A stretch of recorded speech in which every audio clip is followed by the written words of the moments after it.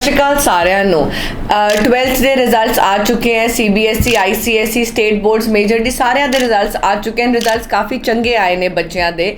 ਸੋ ਜੇ ਤੁਸੀਂ ਕੈਨੇਡਾ ਜਾ ਕੇ ਪੜ੍ਹਨਾ ਚਾਹੁੰਦੇ ਹੋ 12th ਕੀਤੀ ਹੋਈ ਹੈ ਜਾਂ ਗ੍ਰੈਜੂਏਸ਼ਨ ਕੀਤੀ ਹੋਈ ਹੈ ਤੁਸੀਂ ਉੱਥੇ ਜਾ ਕੇ ਆਰਾਮ ਨਾਲ ਆਪਣੀ ਸੈਪਟੈਂਬਰ ਇਨਟੇਕ ਲੈਂਦੇ ਹੋਏ ਆਪਣੀ ਪੜ੍ਹਾਈ ਕਰ ਸਕਦੇ ਹੋ ਬਹੁਤ ਆਪਸ਼ਨਸ ਅਵੇਲੇਬਲ ਨੇ ਹਜੇ ਵੀ 12th ਵਾਲੇ ਬੱਚਿਆਂ ਲਈ ਜਿਨ੍ਹਾਂ ਨੇ 12th ਹੁਣੇ ਆਪਣੀ ਰੀਸੈਂਟਲੀ ਪਾਸ ਆਊਟ ਕੀਤੇ ਜਿਨ੍ਹਾਂ ਦੇ ਰਿਜ਼ਲਟਸ ਆਏ ਨੇ ਸੋ ਇੱਕ ਵਾਰ ਆਪਣੀ ਆਪਸ਼ਨ ਜ਼ਰੂਰ ਲਓ ਐਂਡ ਜੋ ਵੀ ਆਪਸ਼ਨ ਅਸੀਂ ਦੇਵਾਂਗੇ ਸਾਡੀ ਟੀਮ ਦੇਗੀ ਉਹਦੇ ਵਿੱਚ ਆਫਰ ਲੈਟਰ ਵੀ ਤੁਹਾਨੂੰ